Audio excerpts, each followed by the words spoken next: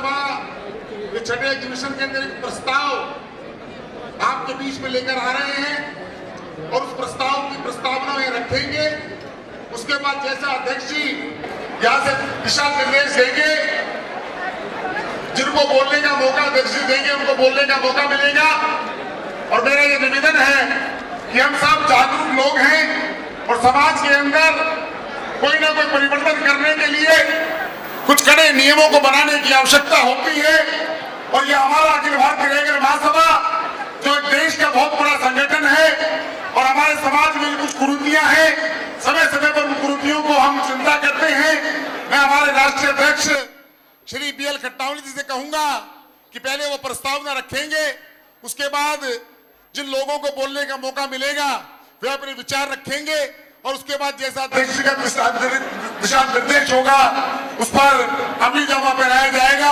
आप सभी के श्रीमुख से जो अच्छी बातें हैं यहाँ पर निकले, इन्हीं शब्दों के साथ मैं आदरणीय अध्यक्ष जी से निवेदन कर रहा हूँ कि वे अपनी प्रस्तावना आपके बीच में रखें। गौरवशाली रेगर समाज के मेरे सभी सम्माननीय साथियों,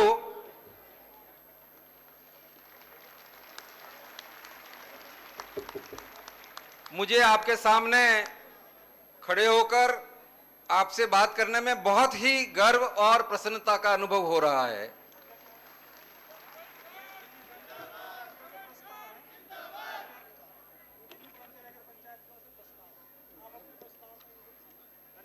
थैंक यू। आप सभी जानते हैं मेरा औपचारिक जो भाषण है, मैं ये प्रस्ताव समिति और ये सारे कार्यक्रम जब समाप्त होंगे उसके बाद में आपके सामने आऊंगा। लेकिन आप सभी को बहुत अच्छे से मालूम है कि 1944 में जब पहला रेगर महासम्मेलन का आयोजन हुआ दौसा के अंदर, तब से एक परंपरा रही है कि हम समाज के उन ज्वलंत मुद्दों को, जिससे समाज आगे बढ़ सके, जिन बिंदुओं को लेकर समाज की अपनी पहचान बन सके, ऐसे विषय जो समय के साथ समाज को अपनाने चाहिए, उन चीजों को लेके एक विषय समिति बनती है और वो विषय समिति सभी लोगों से बातचीत करके, जागरूक लोगों के अपने सुझाव और प्रस्ताव प्राप्त करती है। पहले महासम्मेलन के अंदर, जो कि आजादी से पूर्व 1944 के अंदर हुआ, और इस ऑडिटोरियम के अंदर मैं समझता हूं कि बहुत कम लोग ऐसे होंगे जो उस वक्त में महासम्मेलन के वक्त में उपस्थित रहे होंगे।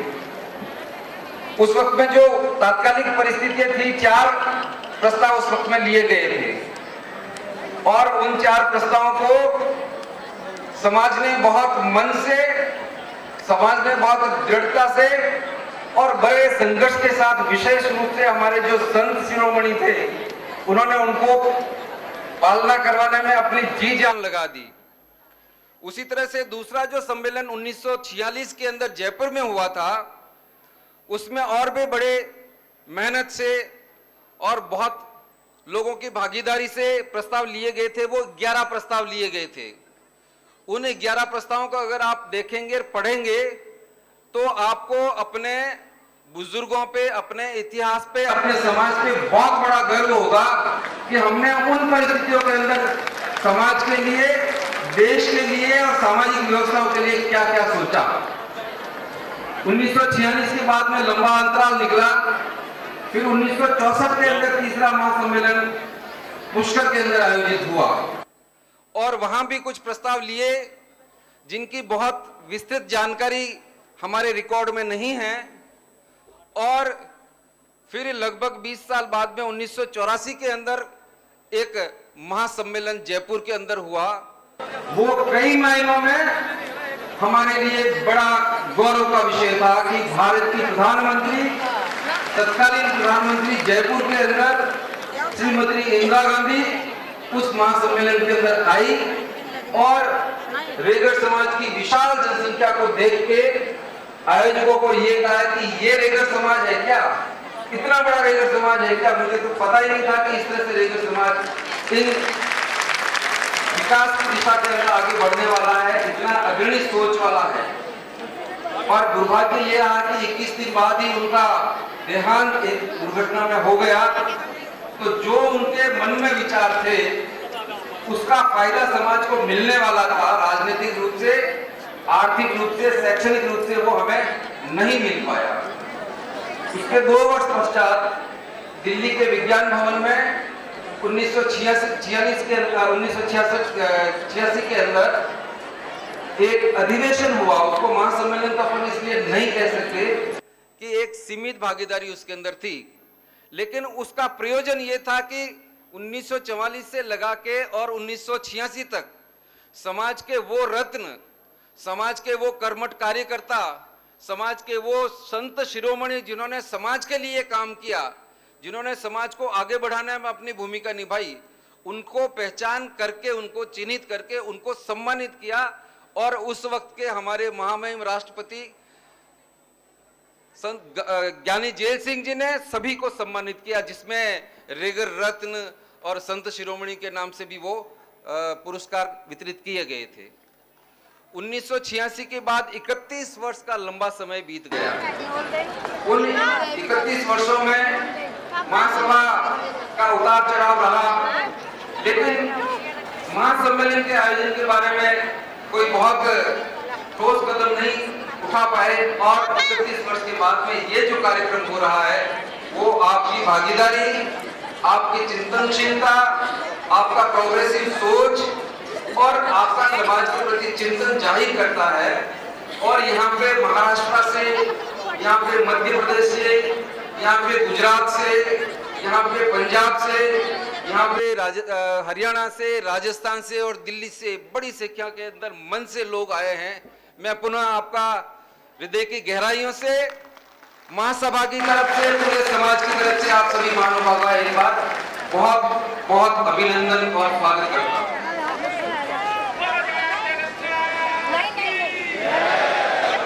एक प्रस्ताव समिति जो बनी थी, श्री अशोक कुमार जी तोंडगरिया जो हमारे उपाध्यक्ष हैं, उनकी अध्यक्षता में, और उनके साथ 9 सदस्य और थे, जिनका नाम मैं जब कंक्लूड करूंगा तो लूंगा।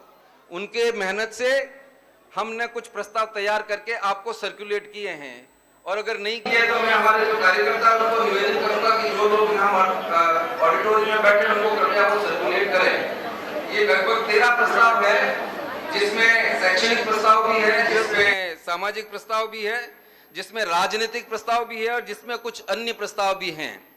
इन प्रस्तावों पे हम कोशिश ये करेंगे कि एक प्रस्ताव पे एक आदमी जो उस विषय में अच्छा जानकार है उनको आपके सामने पेश करें।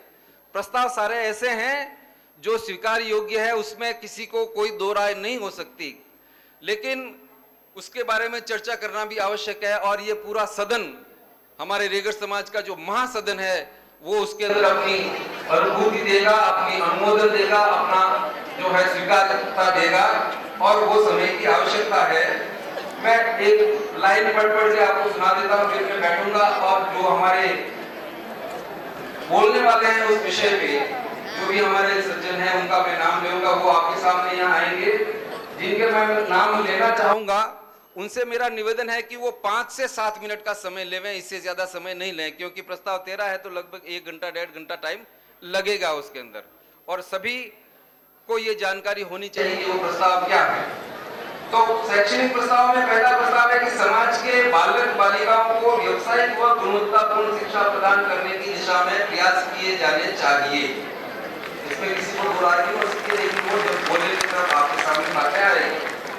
दूसरा है प्रशासनिक सेवाओं की दिशा में जागरूकता प्रदान की जाए व कोचिंग की व्यवस्था के प्रबंध समाज की तरफ से हो। ये 2 प्रस्ताव शैक्षणिक प्रस्ताव हैं।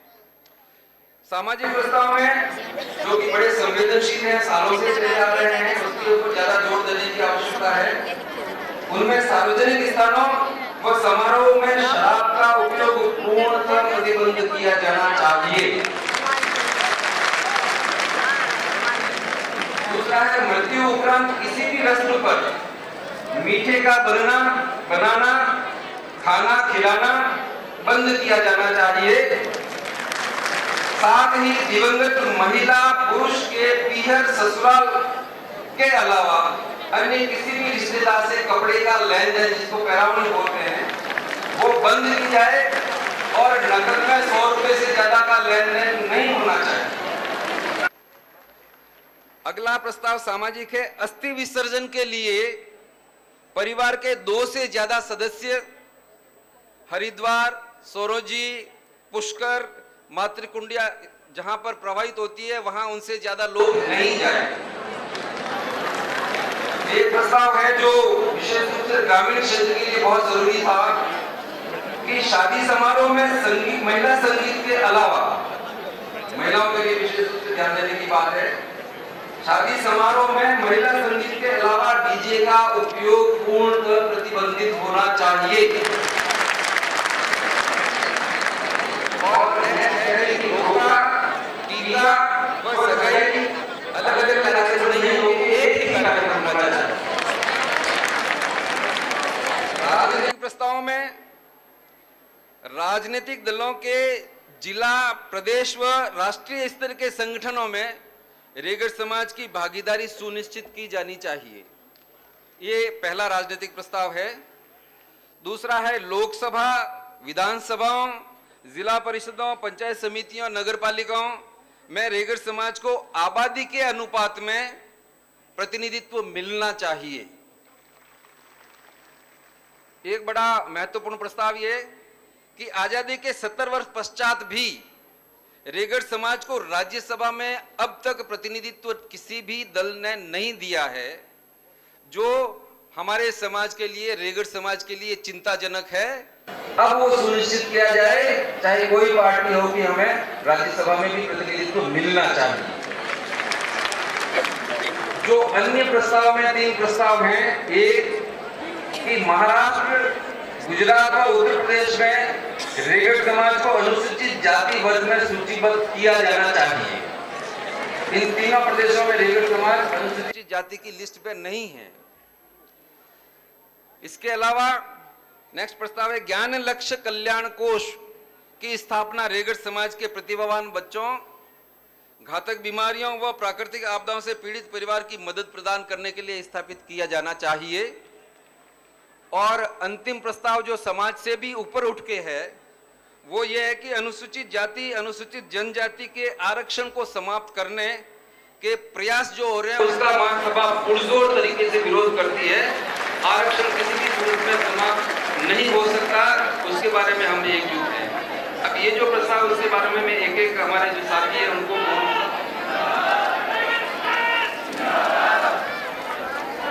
मैं सबसे पहले हमारे गुरुजन हैं, समाज के बालक बालिकाओं के व्यावसायिक व गुणवत्तापूर्ण शिक्षा प्रदान करने के पहले बिंदु पर राजस्थान से श्री गोवर्धन जी देवत हैं, जो प्रिंसिपल हैं, उनसे मैं निवेदन करूंगा कि वो आए और 5-7 मिनट के अंदर अपनी बात पूरी कह के और जनता के सामने अपना समाज का जो आईना है और हमारा जो विकास किस चीज से हम आगे कर सकते हैं वो बताएं। धन्यवाद।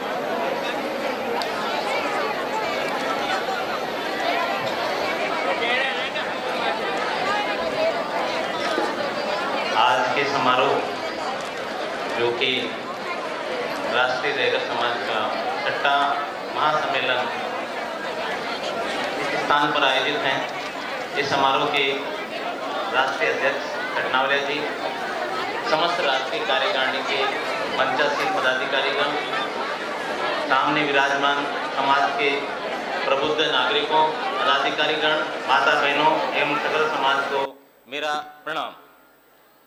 इस समारोह में समाज के विकास के मुद्दों पर चर्चा, मैं अपने आप को गौरवान्वित महसूस कर रहा हूं कि जो है मुझे इस हेतु चुना।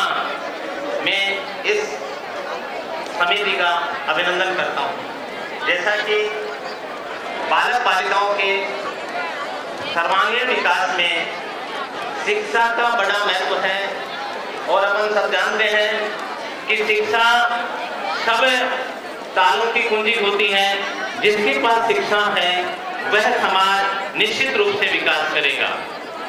अपने समाज में भी धीरे धीरे समाज के प्रबुद्ध लोग, विद्वान, वैज्ञानिक, इंजीनियर, राजनेता सभी पढ़कर के आगे बढ़ रहे हैं। ये खुशी की बात है, लेकिन साथ ही साथ इस दिशा में समाज को सोचना पड़ेगा कि हम समाज का आगे और क्या विकास कर सकते हैं। बालक बालिकाओं के लिए हम कितना विकास या बालक बालिकाओं का मार्गदर्शन इस प्रकार से किया जाए कि हमारे समाज के अधिकांश बालक बालिकाएं आगे बढ़ करके समाज के या राष्ट्र के उन उच्च पदों पर बैठें जिससे समाज का विकास हो सके। अपन को व्यवसाय दो कार्य हैं। शिक्षा एक नौकरी के लिए किया जाते हैं और दूसरा व्यवसाय के लिए। यदि शिक्षा व्यक्ति के पास है तो वह व्यवसाय में भी सफल होगा और नौकरियों में भी सफल होगा। नौकरियों में अपने समाज में अपन जानते हैं कि लोग माध्यमिक शिक्षा करके बहुत सारे लोग भी जुड़ जाते हैं, फिर स्नातक तक आते हैं, फिर बहुत सारे लोग छोड़ देते हैं, पोस्ट ग्रेजुएशन तक पहुंचते हैं, फिर उनकी परिस्थिति के अनुसार वो छोड़ देते हैं। तो इनको रोकने के लिए, हमारे समाज की प्रतिभाओं को आगे बढ़ाने के लिए हमें उनको एक रोजगारोन्मुख शिक्षा प्रदान करनी चाहिए, जिसके लिए हम माध्यमिक शिक्षा के बाद जो व्यवसायिक कोर्स होते हैं उनकी तरफ बच्चों को मोड़ना चाहिए। वह भले ही छोटे से छोटे ITI से शुरू होता है, जिसमें विभिन्न प्रकार के रोजगारोन्मुख जो है प्रशिक्षण दिए जाते हैं, उनके ओर मोड़े। बड़े से बड़ा IIT होगा, नीट होगा, ICR होगा, ICDS होगा, SSC की तरफ, इन सब की तरफ अपने को समाज के बच्चों का मार्गदर्शन करके उनको संबल प्रदान करना पड़ेगा। साथ ही बालक बालिकाओं में एक निराशा की प्रवृत्ति जो पनपती है। हमारा समाज सक्षम लोग यहां पर बैठे हुए हैं, लेकिन समाज के बहुत सारे लोग जो गरीबी में आज भी जी रहे हैं, उनमें प्रतिभाएं हैं, लेकिन उन प्रतिभाओं का उचित मार्गदर्शन नहीं मिल पाता। उनको मार्गदर्शन की कमी के कारण वो बीच में रह जाते हैं।